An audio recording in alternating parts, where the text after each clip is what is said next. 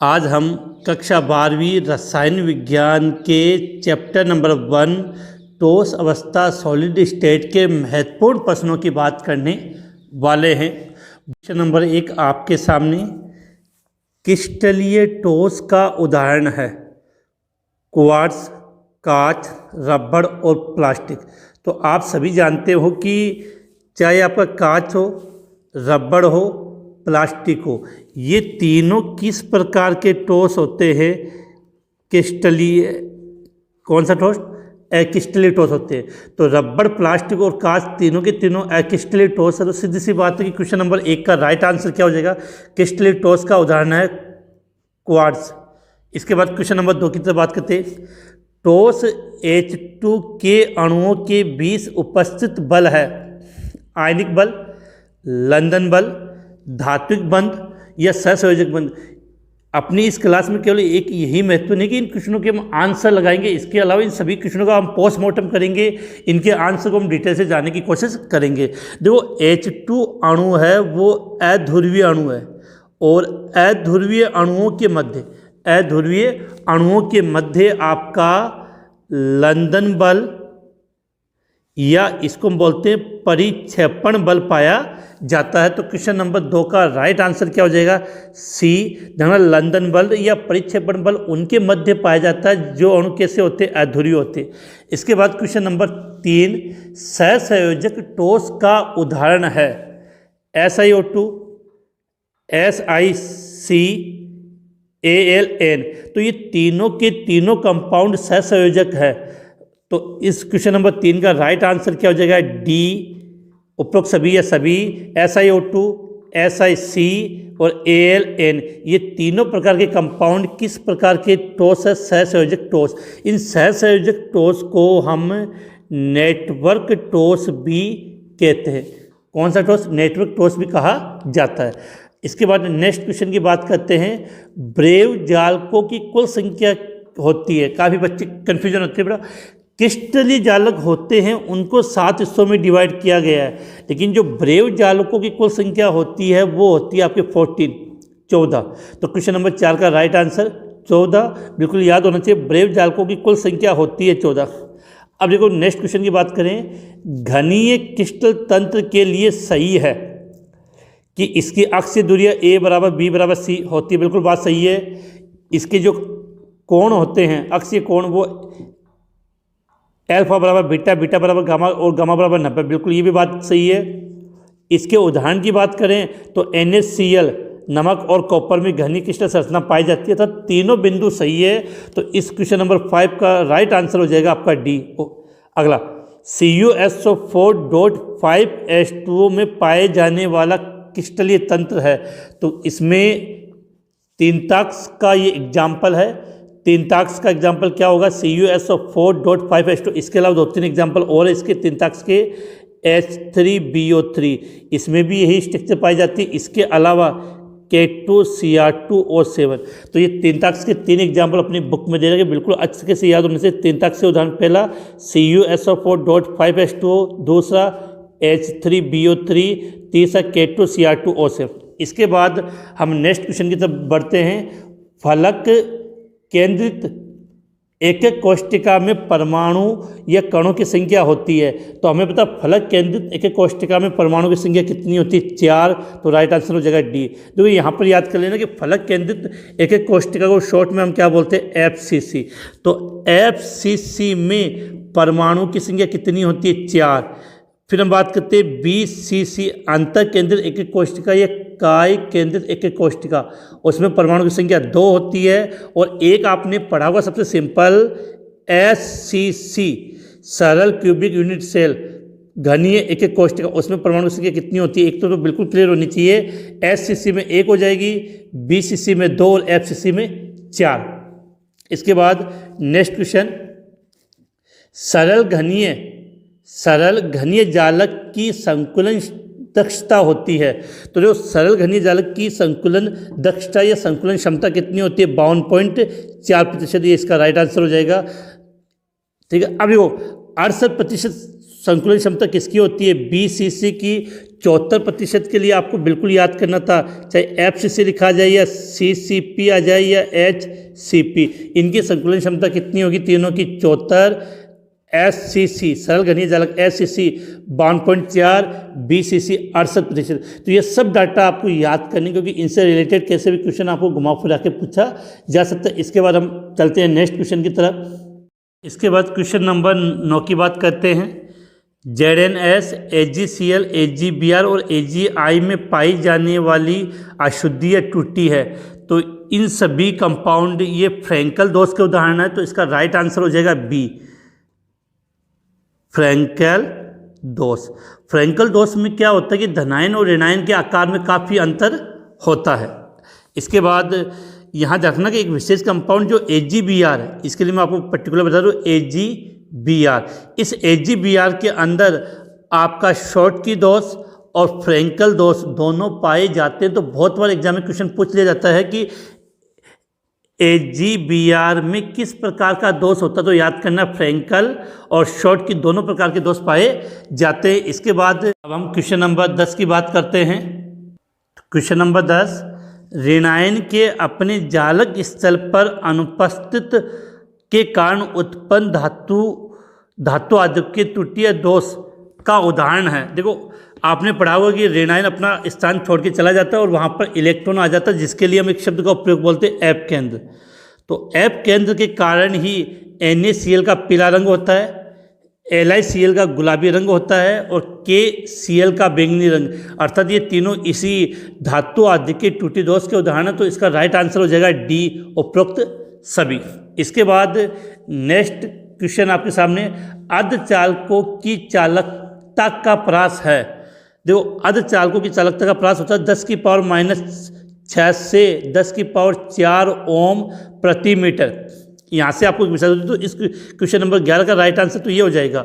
तो ये परास तो किसकी हो गई, आपके अर्धचालक की, लेकिन इसी के साथ हमें सब की परास से याद होनी चाहिए कि 10⁴ से 10⁻⁷ ओम प्रति मीटर ये चालकता की परास है, वो स्वचालक पदार्थों की होती है, स्वचालक ठोस की होगी।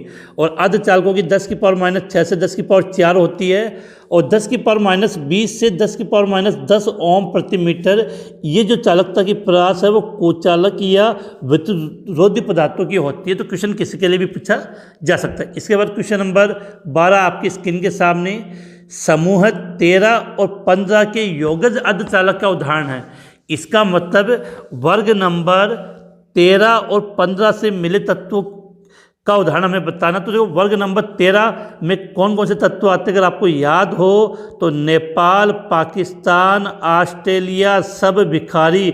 जिन जिन स्टूडेंट ने इस तरीके से याद किया वो कमेंट से एक बार ज़रूर कर दें। ये तो कौन सा वर्ग हुआ, 13वां वर्ग। अब जो 15वें वर्ग की बात करें, ये वर्ग आपका कौन सा होगा, ये 13वां नहीं है, ये है आपका 15वां वर्ग। 13वें वर्ग के लिए हमने लाइन क्या याद की थी, बैंगन, आलू, गाजर इन थैला, TL थैला। तो अब देखो 13वें वर्ग से इंडियन है, बिल्कुल है, और 15वें वर्ग से SB एंटीमनी है। तो ये पहला कंपाउंड 13वें और 15वें वर्ग का हो गया, सही है। ये तो आगे एल्यूमिनियम 13वें वर्ग से, फास्फोरस 15वें वर्ग से, बिल्कुल राइट है ये भी, गैलियम 13वें वर्ग से और आर्सेनिक 15वें वर्ग से। तो ये सभी जो दिया A, B और C तीनों के तीनों 13वें और 15वें के योगज अर्धचालक के उदाहरण, अर्थात इस क्वेश्चन का राइट आंसर क्या हो जाएगा, डी। इसके बाद हम बात करते हैं क्वेश्चन नंबर 13, प्रतिलोह चुंबकीय पदार्थ के उदाहरण है।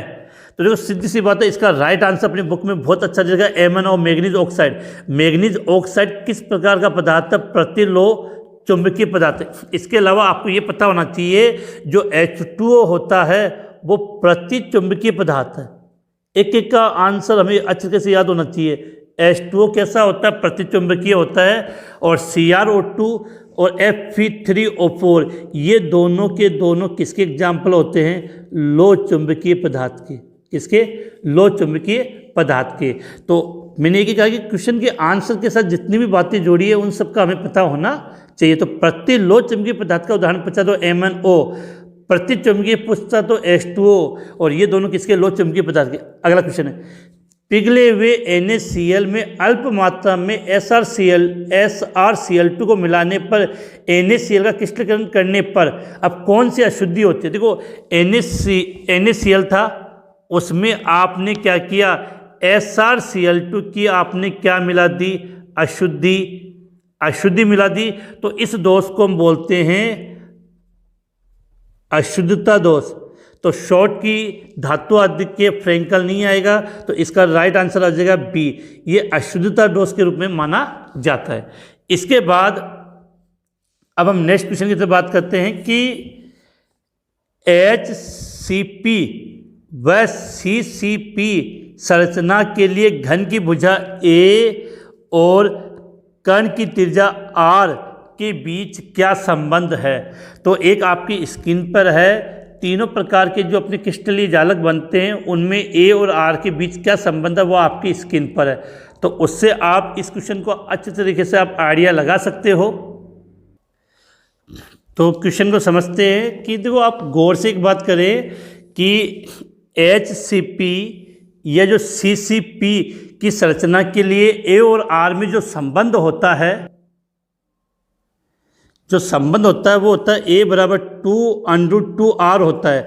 लेकिन आप इस स्ट्रक्चर को गौर से देखेंगे कि इन्हीं कंपाउंड को हम इस प्रकार से भी लिख सकते हैं, जैसे यहाँ पर लिखा, जैसे इसी को अगर हम बात करें कि A बराबर 4R अपॉन √2 भी लिखा जा सकता है, और √2A बराबर 4R, ये तीनों इसी के रूप है। तो अर्थात इस क्वेश्चन का राइट आंसर क्या हो जाएगा, डी हो जाएगा, उपरोक्त सभी। इसके बाद नेक्स्ट क्वेश्चन की बात करते हैं, धात्विक ठोस के संबंध में गलत कथन क्या है। इलेक्ट्रॉनों के संबंध में धातु धनायन उपस्थित होता है, बिल्कुल सही है। धनायन के चारों ओर इलेक्ट्रॉन की संख्या काफ़ी अधिक होगी। और धात्विक ठोस होता है वो चाहे ठोस अवस्था हो या गलित, दोनों अवस्था में विद्युत का चालन करता है, तो ये बात भी सही है। कठोर व तन्य होते हैं, ये भी सही है। इनका गलनांक कम होता है, ये बात बिल्कुल गलत है। तो क्वेश्चन नंबर जो 16 है, क्वेश्चन नंबर 16, उसका राइट आंसर क्या हो जाएगा कि धातु ठोसों के संबंध में गलत कथन है कि इनके गलनांक कम होते, तो ये गलत बात पूछी है। इसके बाद हम बात करते हैं नेक्स्ट क्वेश्चन की। इसके बाद नेक्स्ट क्वेश्चन, दो ग्रेफाइट के दो परतों के बीच की दूरी होती है। तो ये परतों की जो बीच की दूरी होती है वो होती है 340 पिकोमीटर। पीएम का मतलब पिकोमीटर। एक चीज़ और याद करना कि ग्रेफाइट की जो संरचना होती है वो षटकोणीय परतनुमा स्ट्रक्चर होती है। इसके बाद नेक्स्ट क्वेश्चन, किसी पदार्थ के चुंबकीय गुणों के लिए इलेक्ट्रॉन की कौन सी गति उत्तरदायी है। देखो, किसी पदार्थ के चुंबकीय गुणों को चुंबकीय आघूर्ण म्यू के रूप में रिप्रेजेंट किया जाता है, जिसके लिए चक्रण गति और कक्षीय गति दोनों जिम्मेदार होती है। तो इसका राइट आंसर क्या होगा, सी। किसी पदार्थ के चुंबकीय गुणों के लिए इलेक्ट्रॉन की कौन सी गति उत्तरदायी होती है, तो राइट आंसर होगा कौन सा, सी, दोनों, सी दोनों। इसके बाद क्वेश्चन नंबर 19 की तरफ आगे बढ़ते हैं। इसके बाद नेक्स्ट क्वेश्चन की तरफ हम आगे बढ़ते हैं। धातु ऑक्साइड जिसकी चालकता Cu के समकक्ष होती है, तो इसका राइट आंसर होगा ReO3। देखो, इस प्रकार क्वेश्चन आपके चैप्टर में दिए होते हैं बीच में लाइनों के रूप में, जिसको आप अच्छे तरीके से अगर एनसीईआरटी बुक की लाइन टू लाइन पढ़ोगे तभी आप इन क्वेश्चनों को कर पाओगे। इसके बाद क्वेश्चन नंबर 20, शॉर्ट की डोज के संबंध में गलत कथन है। यह एक प्रकार का रिक्तिका दोष है, बिल्कुल ये बात सही है। इस दोष की उपस्थिति के कारण क्रिस्टल जालक का घनत्व कम हो जाता है, बात सही, क्योंकि इसमें धनायन और ऋणायन क्रिस्टल जालक से बाहर चले जाते हैं, क्रिस्टल की चालकता कम हो जाती है, चालकता पे कोई प्रभाव नहीं पड़ता है, स्थायित्व में भी कमी आती है। तो गलत कथन पूछा है, तो क्वेश्चन नंबर 20 का राइट आंसर है वो हो जाएगा सी, कि क्रिस्टल जालक की चालकता में कमी आती है। ध्यान रखना, कभी जल्दीबाजी में गलत पूछा सही पूछा, इन शब्दों पर अपने विशेष गौर होना चाहिए। इसके पश्चात आपको एक चीज़ बता दूं कि नेक्स्ट हम बात करें जो रिक्त स्थान की पूर्ति करे, रिक्त स्थान की पूर्ति करे, इस प्रकार के जो भी क्वेश्चन होते हैं वो भी वस्तुनिष्ठ प्रश्नों की श्रेणी में ही आते हैं। हम इन क्वेश्चनों की बात कर लेते हैं। इसके बाद रिक्त स्थान की पूर्ति कर क्वेश्चन नंबर 21, क्रिस्टलीय ठोसों में विद्युतीय प्रतिरोधकता का मान भिन्न भिन्न दिशाओं में मापने पर। देखो, क्रिस्टलीय ठोसों में कौन सा गुण पाया जाता है, विषम देशकता। विषम देशकता का मतलब मान भिन्न भिन्न होगा, तो तो क्रिस्टलीय ठोसों में विद्युत प्रतिरोधकता का मान भिन्न भिन्न दिशाओं में मापने पर क्या प्राप्त होगा? भिन्न भिन्न प्राप्त होता है।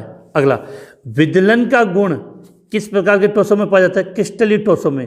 विदलन का गुण किस प्रकार के ठोसों में होता है? क्रिस्टलीय ठोसों में पाया जाता है। आगे,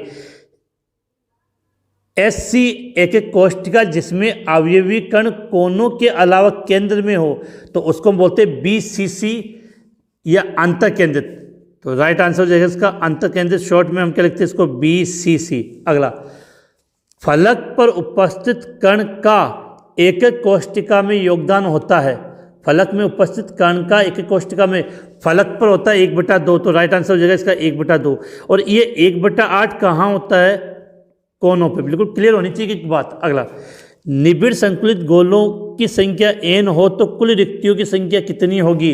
देखो, जितने n परमाणु होंगे उतनी ही उसमें अष्टफल की रिक्ति है। तो अष्टफल की रिक्तिका भी n हो जाएगी, लेकिन उसके अंदर जो चतुष्फल की रिक्तिका होती है वो परमाणु की दुगनी होती है।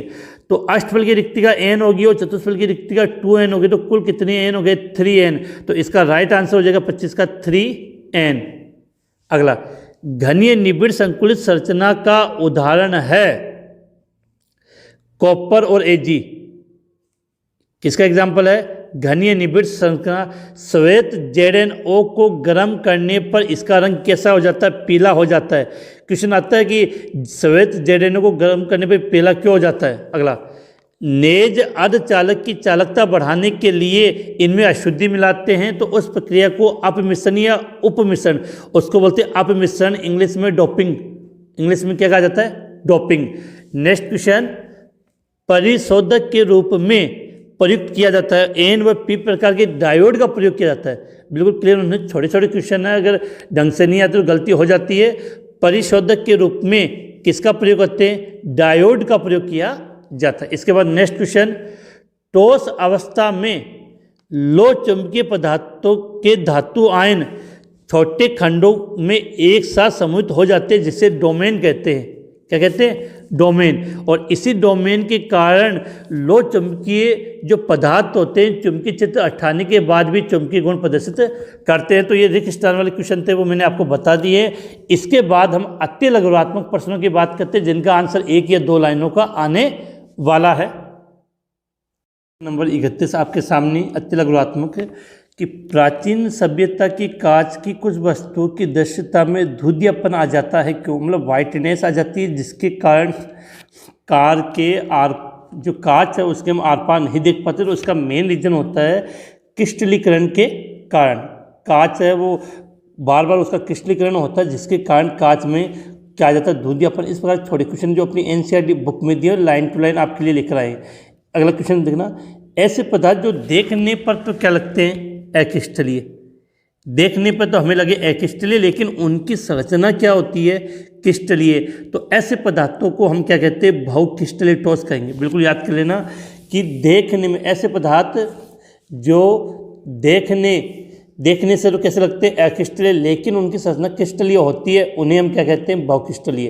अब देखो क्वेश्चन नंबर 33। क्वेश्चन नंबर 33 समझना, ठोस A अत्यधिक कठोर है तथा ठोस एवं गलित दोनों अवस्थाओं में विद्युत रोधी है। देखो यहाँ से हम एक चीज़ पकड़ सकते हैं, और अत्यंत उच्च ताप पर पिघलता है। देखो यहाँ से एक बात क्लियर होती है कि गलित और ठोस दोनों अवस्था में विद्युत रोधी है। तो गलित अवस्था में भी विद्युत रोधी है, अर्थात इसका मतलब वो ठोस आयनिक नहीं होगा, क्योंकि आयनिक ठोस गलित अवस्था में विद्युत के सुचालक होते हैं। तो ये बात गलत हो गई। और ठोस अवस्था में अर्थात वो कौन सा? धातुक ठोस भी नहीं हो सकता, क्योंकि वो धातुक ठोस होता है, वो ठोस अवस्था में विद्युत का सुचालक होता है। तीसरा, एक होता है आणविक ठोस, लेकिन आणविक ठोस जो कठोर नहीं होते, प्लस उनका जो गलनांक होता है वो कम होता है। तो लास्ट में आपको एक ठोस बच गया जिसको हम बोलते हैं सहसंयोजक या नेटवर्क ठोस। तो बिल्कुल क्लियर हो जानी चाहिए क्वेश्चन, क्योंकि इनको घुमा फिरा कर कैसे भी पूछे जा सकते हैं कि जो सहसंयोजक जिसका दूसरा नाम क्या होता है? नेटवर्क ठोस, वो कठोर होते हैं। ठोस और गलित दोनों अवस्थाओं में क्या होते हैं? विद्युत रोधी होते हैं और उच्च ताप पर पिघलते हैं। लेकिन यहाँ पर एक क्वेश्चन पूछ लिया जाता है कि ऐसा कौन सा सहसंयोजक या नेटवर्क ठोस है, सहसंयोजक या नेटवर्क ठोस है जो विद्युत का सुचालक होता है। नॉर्मली तो सहसंयोजक या नेटवर्क कुचालक होते हैं, लेकिन एक कंपाउंड ऐसा है सहसंयोजक या नेटवर्क जो विद्युत का सुचालक होता है, तो उसका राइट आंसर आप याद कर लेना ग्रेफाइट। क्या होगा? ग्रेफाइट। इसके बाद नेक्स्ट क्वेश्चन आपके सामने कि एक विमीय क्रिस्टल संरचना में एक एक कोष्टिका के अभिलक्षण बताइए। देखो, सबसे पहले आपको एक एक कोष्टिका की स्ट्रक्चर बनानी आनी चाहिए कि किसी क्रिस्टल जालक की वह छोटी से छोटी इकाई जिसकी पुनरावृत्ति से क्रिस्टल जालक का निर्माण होता है उसको हम क्या कहते हैं? एक एक कोष्टिका कहते हैं। और इस प्रकार से हम इस एक एक कोष्टिका का निर्माण करते हैं। अब समझना, ये मेन सेंटर बिंदु मान लिया, तो इस सेंटर बिंदु से ये भुजा हो गई ए, ये भुजा हो गई बी और ये हो गई भुजा हो गई सी। तो एक एक कोष्टिका के जो तीनों कोर है उनको हमने तीन विमा ए बी सी के द्वारा रिप्रेजेंट कर दिया, प्लस इनके मध्य कोण को मैंने अल्फा बता दिया, इसके मध्य कोण को मैंने बीटा, प्लस इसके मध्य कोण को बता दिया गामा। तो किसी भी एक एक कोष्टिका को रिप्रेजेंट करने के लिए जो अभिलक्षण की बात करते हैं वो इन 6 अभिलक्षणों की हम बात करते हैं। यहाँ पर लिखा भी है, एक एक कोष्टिका के तीनों किनारों की विमाएँ ए बी सी और किनारों के मध्य कोण अल्फा बीटा गामा। इस प्रकार से एक एक कोष्टिका की संरचना को अभिलक्षण करने के लिए कुल कितने पैरामीटर्स की आवश्यकता होती है? 6 पैरामीटर्स की आवश्यकता होती है, जिसमें 3 तो विमा ए बी सी होती है और 3 उनके मध्य कोण ए अल्फा बीटा और गामा। इसके बाद हम चलते हैं नेक्स्ट क्वेश्चन की ओर। नेक्स्ट क्वेश्चन आपके सामने, घनीय क्रिस्टल तंत्र की संभव विविधताओं के नाम बताइए। घनीय क्रिस्टल तंत्र में तीनों प्रकार की एक एक कोष्टिका पाई जाती है। पहला आप बोलते हो आध एक एक कोष्टिका, आध एक एक कोष्टिका। दूसरी हो जाती है आपकी अंतः केंद्रित एक एक कोष्टिका और तीसरी हो जाती है आपकी फलक केंद्रित एक एक कोष्टिका। तो आध एक एक कोष्टिका को आप शॉर्ट में क्या लिखते हो? SCC। अंत केंद्रित या जिसको हम बोलते हैं काय केंद्रित एक एक कोष्टिका BCC। फलक केंद्रित एक एक कोष्टिका FCC। तो बिल्कुल क्लियर होना चाहिए कि घनीय क्रिस्टल तंत्र में संभवतः विविधताओं के नाम। तो घनीय क्रिस्टल में तीनों प्रकार की एक एक कोष्टिका पाई जाती है। देखो यहाँ बिल्कुल क्लियर कर लेना कि SCC के अंदर अवयवी कणों की संख्या या परमाणु की संख्या कितनी होती है? 1। BCC में अवयवी कणों की संख्या 2 होती है और FCC में अवयवी कणों की संख्या 4 होती है। इसके साथ इनकी संकुलन क्षमता वो आपको याद होनी चाहिए। SCC की जो संकुलन क्षमता होती है वो 52.4% होती है, BCC की 68% होती है और FCC की संकुलन क्षमता 74% होती है। बिल्कुल क्लियर होनी। इसी के साथ इनकी समन्वय संख्या, SCC की समन्वय संख्या 6, BCC की समन्वय संख्या 8 और FCC की समन्वय संख्या कितनी होती है? 12 होती है। जो बिल्कुल ये इतना जो मैंने पोर्शन लिखा है इसमें से एक क्वेश्चन आपको बोर्ड एग्जाम में जरूर मिल जाएगा कि SCC, BCC और FCC में परमाणुओं की संख्या तो 1, 2, 4, संकुलन क्षमता 52.4, 68% और 74%, अवयवी संख्या या उपसंयोजन संख्या बचे 6, 8 और 12। इसके बाद हम बात करते हैं जालक बिंदु से आप क्या समझते हो। जो बहुत अच्छा क्वेश्चन पूछा है, जालक बिंदु से आप क्या समझते हो। तो किसी क्रिस्टल जालक में उपस्थित प्रत्येक बिंदु जो एक अवयवी कण को प्रदर्शित करता है उसे हम जालक बिंदु कहते हैं। मैं आपको यहाँ एक स्ट्रक्चर के रूप में समझा देता हूँ। जैसे हम SCC के स्ट्रक्चर बनाए,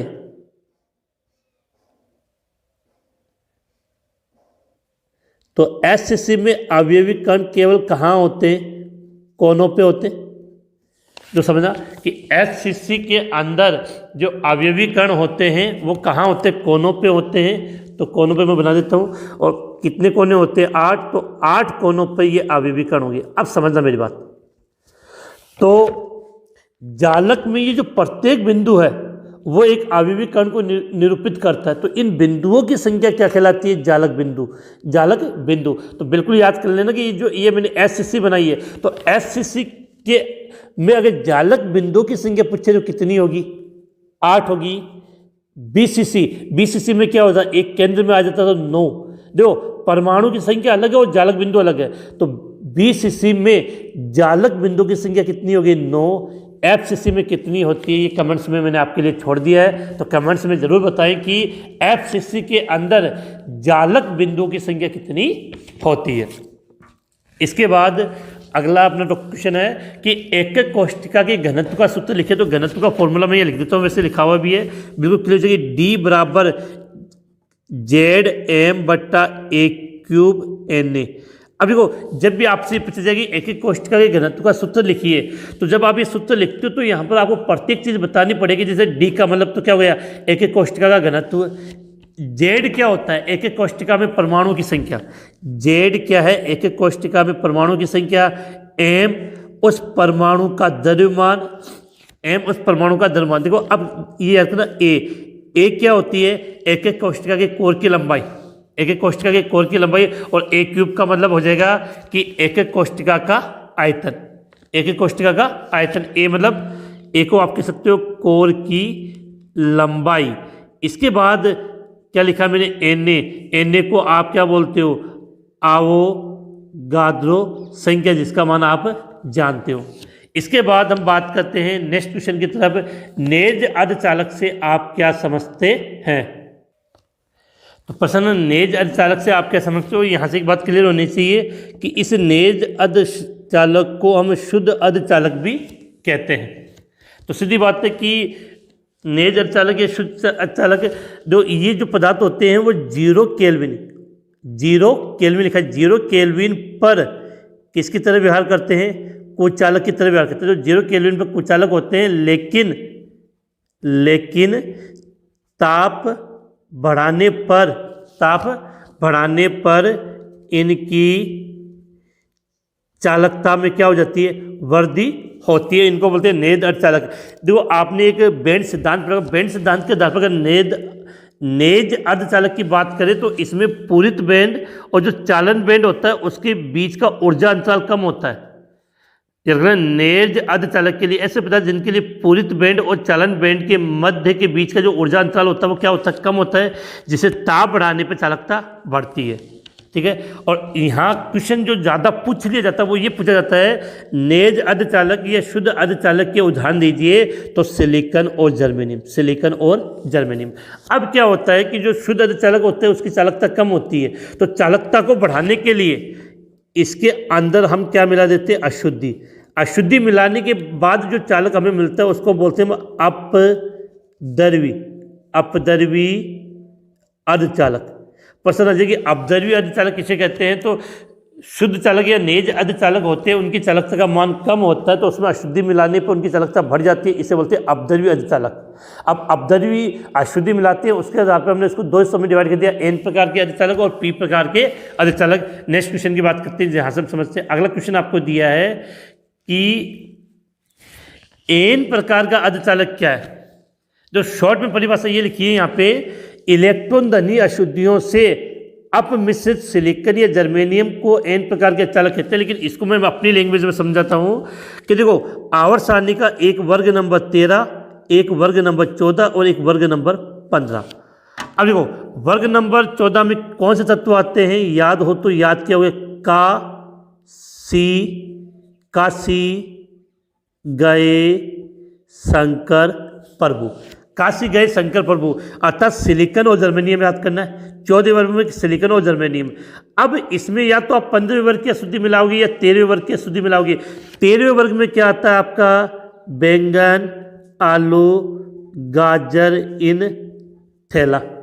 15वें वर्ग में क्या आता है, नेपाल, पाकिस्तान, ऑस्ट्रेलिया सब भिखारी।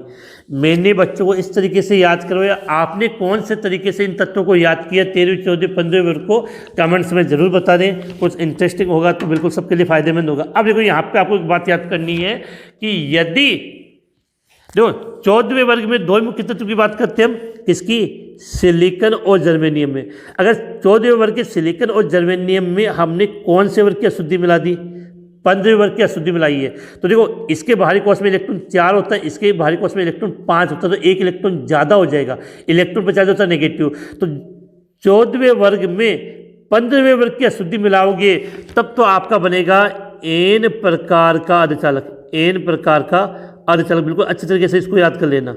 लेकिन अगर आपने 13वें वर्ग की अशुद्धि मिला दी, 14वें वर्ग में कौन से वर्ग की अशुद्धि मिला दी, 13वें वर्ग की अशुद्धि मिला दी, अर्थात इसके बाहरी कोश में एक इलेक्ट्रॉन कम है, तो इलेक्ट्रॉन की संख्या कम होगी तो पॉजिटिव चार्ज ज़्यादा होगा, तो यहाँ पर बनेगा पी प्रकार का अर्धचालक। पी प्रकार का अर्धचालक। आप चाहो वैसे इसको याद कर सकते हो कि सिलिकॉन और जर्मेनियम में 13वें वर्ग की अशुद्धि मिलाने पर पी प्रकार का अर्धचालक बनता है, और सिलिकॉन और जर्मेनियम में 15वें वर्ग के तत्व की अशुद्धि मिलाने पर एन प्रकार का अर्धचालक बनता है। बिल्कुल इजीली लैंग्वेज में मैंने समझा दिया है, और इस प्रकार से एग्जाम में क्वेश्चन भी आएगा, इसमें ये मिलाने पर और इसमें ये मिलाने पर कौन सा अर्धचालक बनता है, तो उसके बारे में मैंने आपको डिटेल से बता दिया है। इसके बाद क्वेश्चन नंबर आपका 40, ऐप केंद्र किसे कहते हैं। मैंने आपको एक ही बात कही थी कि हमारा मकसद केवल एक क्वेश्चन याद नहीं करना है, उस क्वेश्चन से जुड़े हुए सभी क्वेश्चनों को अच्छे तरीके से याद करना है। काफ़ी बार बोर्ड एग्जाम में क्वेश्चन पूछ लिया गया है कि ऐप केंद्र किसे कहते हैं, तो इसमें जो लैंग्वेज लिखी है वो थोड़ी सी टफ पड़ेगी कि ऋणायनिक रिक्तिका के कारण धातु आदि के दोष युक्त क्रिस्टल में आवेश संतुलन के लिए एकमित इलेक्ट्रॉन द्वारा भरी हुई ऋणायनिक रिक्तिका को ऐप केंद्र कहते हैं, और ऐप केंद्र क्रिस्टल के रंग के लिए उत्तरदायी होता है। देखो पहली बात तो आपके माइंड में क्लियर कर लेना कि ऐप केंद्र क्रिस्टल के लिए क्या होता है, रंग के लिए जिम्मेदार होता है। एक तो एग्जाम में क्वेश्चन आ जाता है कि जो NaCl का क्रिस्टल होता है वो पीले रंग का होता है, NaCl का क्रिस्टल पीले रंग का, लिथियम क्लोराइड LiCl का क्रिस्टल होता है वो गुलाबी रंग का, और KCl ये बैंगनी रंग का होता है। याद क्या करना कि NaCl का क्रिस्टल पीले रंग का, लिथियम क्लोराइड LiCl का जो क्रिस्टल होता है गुलाबी रंग का, और KCl क्रिस्टल होता है बैंगनी रंग का। इन सभी का कारण क्या होता है, इन सभी में ऐप केंद्र बनता है, इसके कारण से क्रिस्टल रंगीन होते हैं। अब हम बात करते हैं ऐप केंद्र की परिभाषा। तो एक सिंपल सी लैंग्वेज में लिख सकते हो कि एकमित इलेक्ट्रॉन द्वारा भरी ऋणायनिक रिक्तिकाओं को, यहाँ चाहो तो मैं लिख देता हूँ कि अयुग्मित इलेक्ट्रॉन द्वारा, क्या लिखा है, अयुग्मित इलेक्ट्रॉन द्वारा भरी हुई ऋणायनिक, एकमित इलेक्ट्रॉन द्वारा भरी हुई ऋणायनिक रिक्तियों को ऐप केंद्र या रंग केंद्र कहते हैं। तो डेफिनेशन मैंने परिभाषा बोल दी, अगर स्पष्ट नहीं तो मैं फिर से रिपीट कर दूं। ऐप केंद्र किसे कहते हैं, तो एकमित इलेक्ट्रॉन द्वारा भरी हुई ऋणायनिक रिक्तिकाओं को ऐप केंद्र कहते हैं। इसके बाद नेक्स्ट आपका एक एग्जाम्पल है, नेक्स्ट क्वेश्चन काफ़ी अच्छा है कि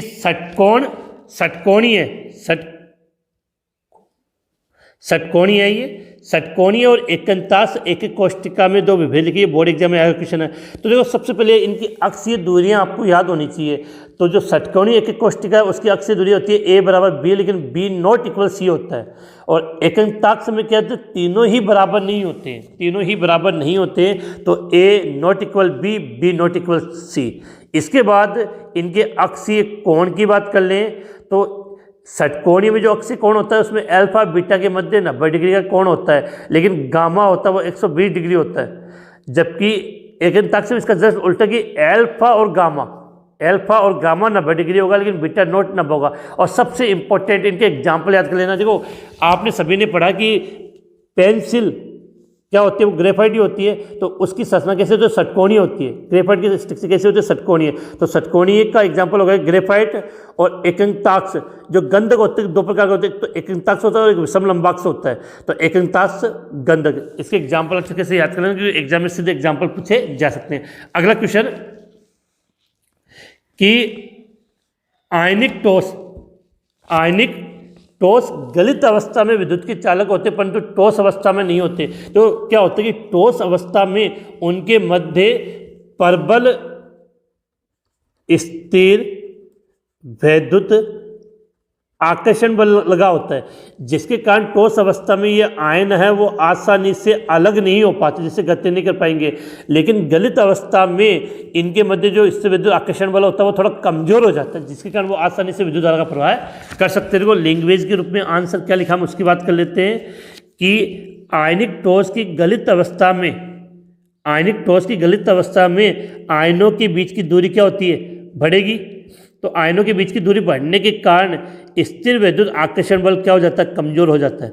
और कमजोर हो जाएगा जिसके कारण आयन गति के लिए स्वतंत्र होकर विद्युत धारा का संचालन करते हैं। इसके बाद question number 43। Question number 43 board exam में पूछा जाता है, लेकिन यहाँ आपके आंसर साथ में, लेकिन वहाँ आएगा कि इस प्रकार से आपको क्वेश्चन दिए हुए मिलेंगे कि निम्न को उनकी प्रकृति के आधार पर वर्गीकृत कीजिए। तो देखो कौन सा दोष है, नाम से पकड़ना, पोटेशियम सल्फेट, ये धनायन और ये ऋणायन, इसका मतलब आयनिक हो गया। 3 धातु है तो धातु दोष हो गया। बेंजीन, अब जो बेंजीन का फॉर्मूला होता है C6H6 और ये अध्रुवीय होता है, अध्रुवीय, तो अध्रुवीय आणविक दोष। अमोनिया, अमोनिया का स्ट्रक्चर NH3 होता है और ये कौन से बंध का निर्माण करता है, हाइड्रोजन बंध, तो अमोनिया हाइड्रोजन बंध आणविक दोष। आर्गन, आर्गन मतलब Ar अक्रिय गैस होती है, किसके साथ क्रिया नहीं करती है, अर्थात ये भी अध्रुवीय आणविक दोष।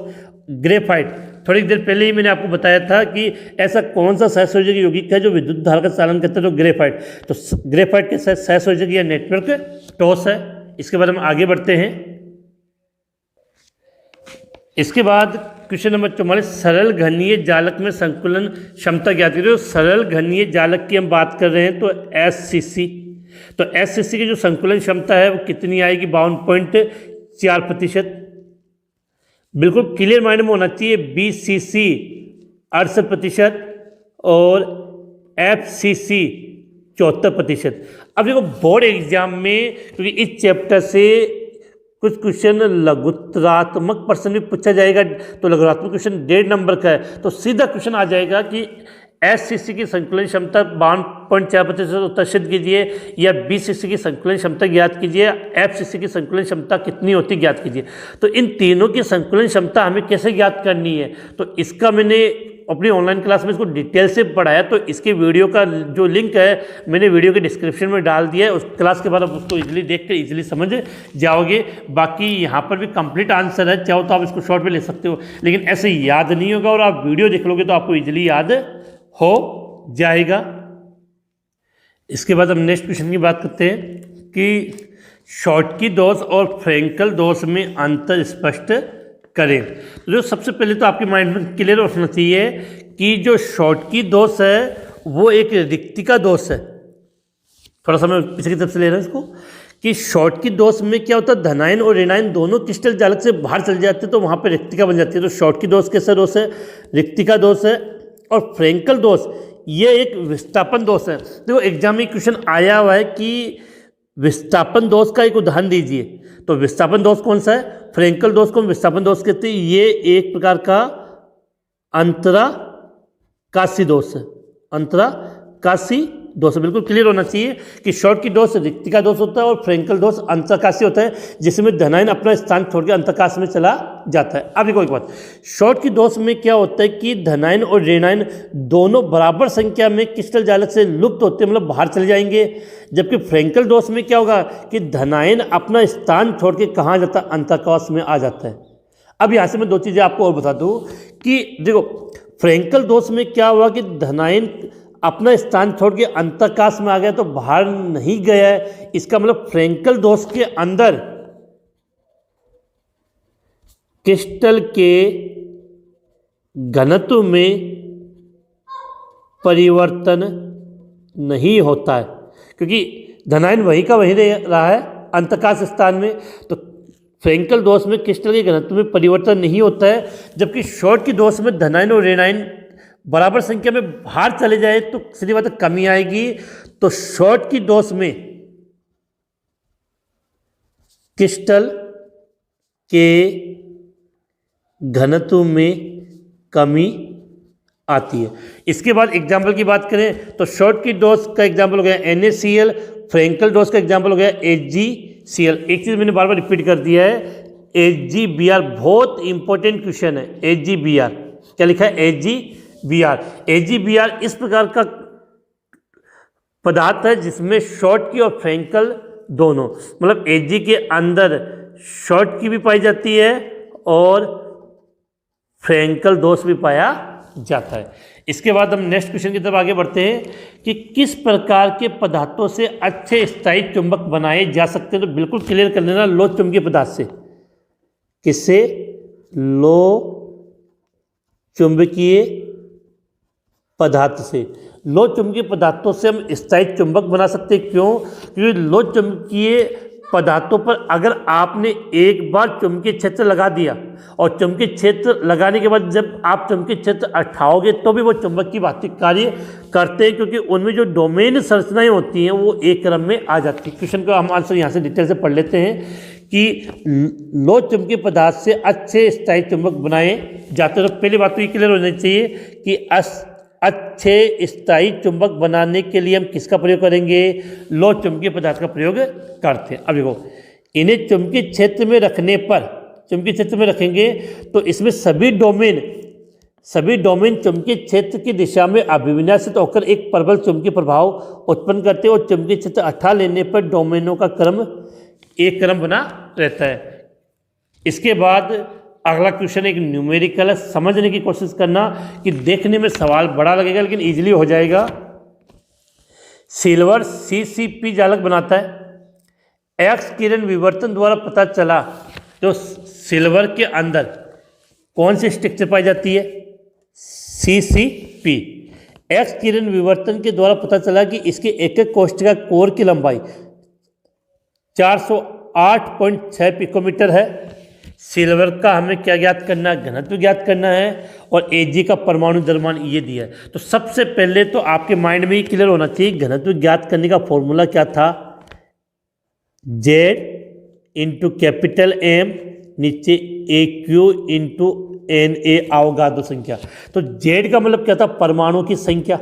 तो संरचना आपको क्या दी है? CCP। आपने पढ़ा हुआ CCP या FCC, अब तो याद आ गया। और FCC में आपने परमाणु की संख्या कितनी पढ़ी है? 4। तो सीधी बात है कि इस सवाल में Z का मान कितना होगा? 4। क्लियर? मान ही तो रखना, करना क्या है। अगला है M का मतलब परमाणु का द्रव्यमान। तो परमाणु के द्रव्यमान की बात करें तो परमाणु Ag का द्रव्यमान कितना दिया? 107.90, लेकिन ये ग्राम में होता है। इसको हमें घनत्व ज्ञात करना है तो किलोग्राम में ज्ञात करना है। तो सीधी सी बात है कि 107.90 किलोग्राम पर मोल। अब ये ग्राम में तो किलोग्राम में कन्वर्ट करने के लिए इसको 10 की पावर -3, तो M का मान कितना हो जाएगा? तो यहाँ दे दिया 107.9 इंटू 10 की पावर -3 किलोग्राम पर मोल। ठीक है, अब आ जाओ A। जो एक एक कोष्ठक कोर की लंबाई, एक एक कोष्ठक के कोर की लंबाई कितनी है? 408 इंटू 6 पिकोमीटर। हमें मीटर में चाहिए, तो पिकोमीटर को मीटर में करने के लिए कितने से मल्टीप्लाई करते हैं? 10 की पावर -12 से। तो इस फॉर्मूले को कितने से मल्टीप्लाई कर दो? ये जो मान दिया A को 10 की पावर -12 से गुना कर दिया। और Na का मतलब आप सभी जानते हो क्या होता है? अवोगाद्रो संख्या। अवोगाद्रो संख्या का मान कितना होता है?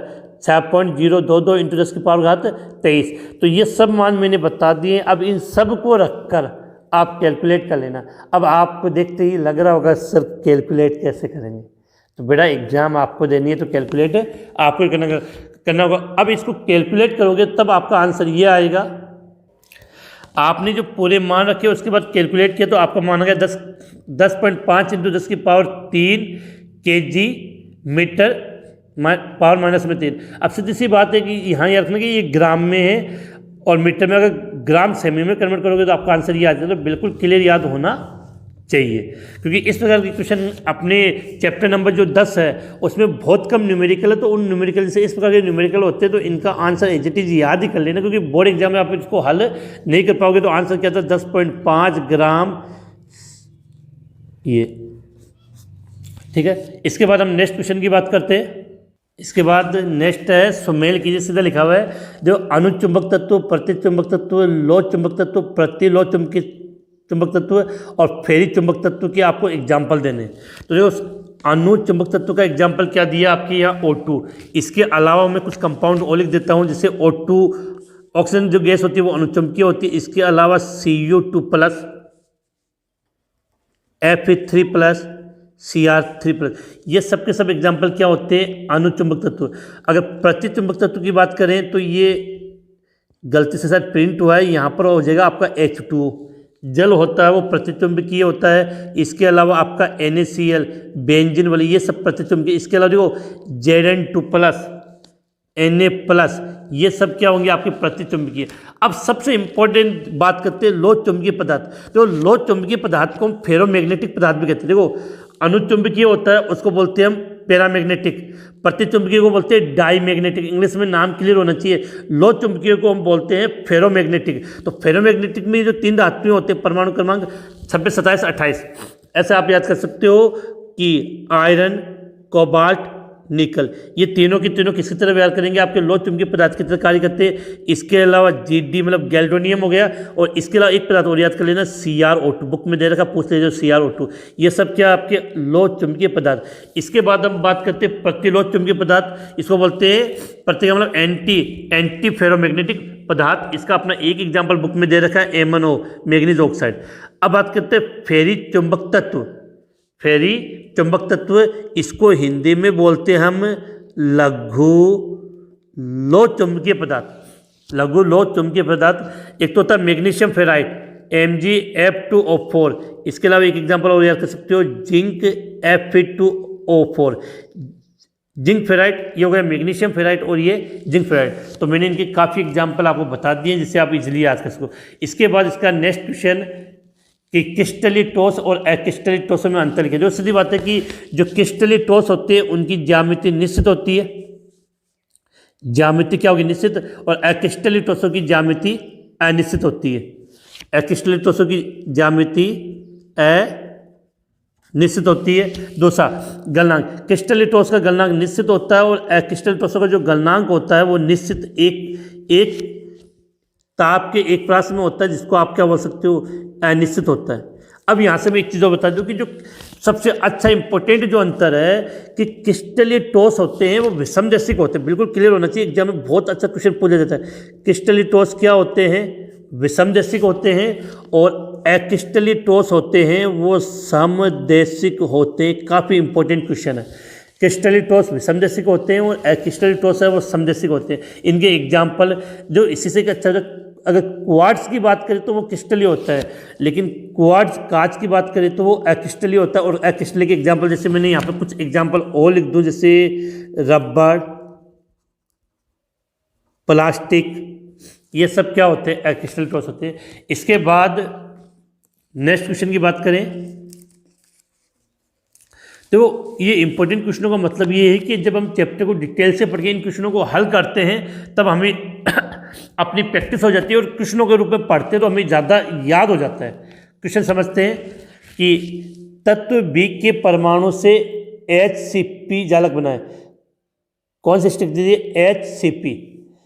तत्व A क्या करता है, जो B से तो HCP बनाए, और A के परमाणु 2/3 चतुष्फलकियों को भरते हैं, तो A और B द्वारा बने यौगिकों का सूत्र लिखो। देखो यहाँ से आपको एक चीज समझनी है पहले कि निबिड़ संकुलन में आपको याद करना है कि जितने परमाणु होते हैं, जो 3, एक तो याद करना होता है परमाणु की संख्या, परमाणु की संख्या। दूसरा आपको याद करना है अष्टफलकीय रिक्तियां कितनी होती है, और उसके बाद आपको याद करना है चतुष्फलकीय रिक्तियां। तो याद क्या करना, जितने परमाणु की संख्या होती है, जैसे सपोज कि परमाणु की संख्या n है तो अष्टफलकीय रिक्तियां भी n होगी, मतलब जितने परमाणु की संख्या होती है उतनी ही अष्टफलकीय रिक्तियां होती है। लेकिन चतुष्फलकीय रिक्तियां कितनी होती है, उसकी डबल होती है, 2n होती है। कि परमाणु की संख्या n होगी, अष्टफलकीय रिक्तियां n होती है, तो चतुष्फलकीय रिक्तियों की संख्या 2n। अब एग्जाम में क्वेश्चन आ जाए कि किसी भी निबिड़ संकुलन में कुल रिक्तियां कितनी होती है, तो n और 2n कितनी हो गई, 3n। अब यहाँ पे प्रश्न की बात करते हैं, तो जो B से परमाणु HCP बना है, तो इसको मैंने ऐसे लिख दिया, ये A परमाणु और B परमाणु, ठीक है। अगर देखो ये B परमाणु कहाँ है, B से तो परमाणु बना है, और A कहाँ है, चतुष्फलकीय रिक्तियों को भरता है। तो सीधे परमाणु, अगर परमाणु की संख्या n होगी तो चतुष्फलकीय रिक्तियां कितनी होगी, 2n। तो इसको अगर ये 1 होगा तो ये कितना होगा, 2 होगा, सीधी सी बात है। अब देखो, लेकिन ये 2 के कितने हिस्सों पर होगा, 2/3, तो 2/3, तो ये 3 को आप इधर ले लो, तो ये कितने हुए, 4, तो F4B3 क्या हो गया, F4 B3। तो क्वेश्चन नंबर जो 50 है उसका राइट आंसर क्या होगा, A4 B3 होगा। इसके अलावा एक महत्वपूर्ण बात मैं आपको और बता दूं कि अब आपकी स्क्रीन पे कुछ स्क्रीनशॉट में लगा रहा हूं 3-4 स्लाइड के रूप में, उनमें काफ़ी महत्वपूर्ण और इम्पोर्टेंट बातें लिखी हुई है, तो आप उनका स्क्रीनशॉट लेकर अपनी नोटबुक में नोट कर लें। उसके बाद आपका ये चैप्टर एक जो चैप्टर नंबर 1 है वो अच्छी तरीके से कंप्लीट हो जाएगा और बोर्ड एग्जाम में यहाँ से कोई क्वेश्चन आपका नहीं छूटेगा। इसके साथ जो ऑनलाइन टेस्ट सीरीज होगी उससे आपको आपका थोड़ा लेवल है, आपका स्टडी का जो कंडीशन है उसके बारे में पता चल जाएगा।